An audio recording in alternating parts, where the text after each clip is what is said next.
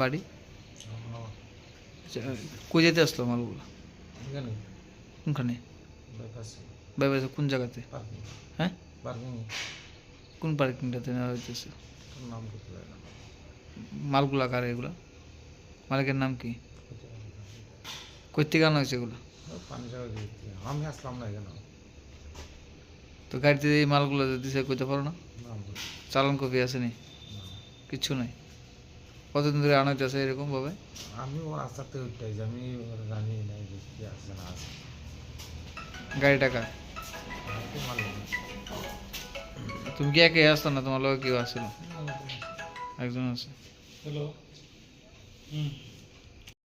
আজকে আমরা গোপন খবরের ভিত্তিতে আমরা মলয়নগর বাইপাসে ভেহিকেল চেকিং করি এবং ভেহিকেল চেকিং করার সময় একটা গাড়িতে আমরা কিছু বার্মি সিগারেট পাই, যা মানে টোটাল 37 কার্টুন এবং সিগারেট টোটাল হচ্ছে 3,70,000 সিগারেট।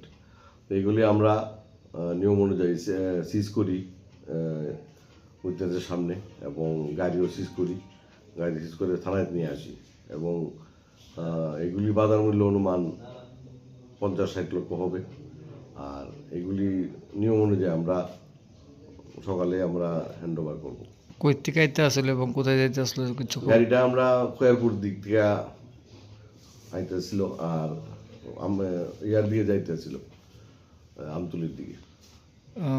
এর মধ্যে কাউকে আটক করা হয়েছে?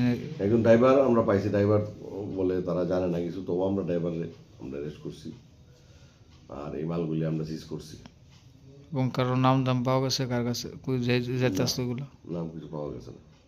মূলত এটি কিসের লেগে আনা হয়েছে এই ও সিগারেট? তো সিগারেট খাওয়ার জন্য আনে, মানুষে সিগারেট আনছে। সিগারেট হয়তো কিছু বাংলাদেশ নেই, কিছু আগরতলা রাখে, ত্রিপুরা তো রাখে, বিভিন্ন জায়গায় বিক্রি করে ট্যাক্স ফাঁকি দিয়া, সরকারকে ট্যাক্স ফাঁকি দিয়া মূলত এগুলো বাংলাদেশ পাচার করার লাগে মানে আনা হয়েছিল সম্ভবত।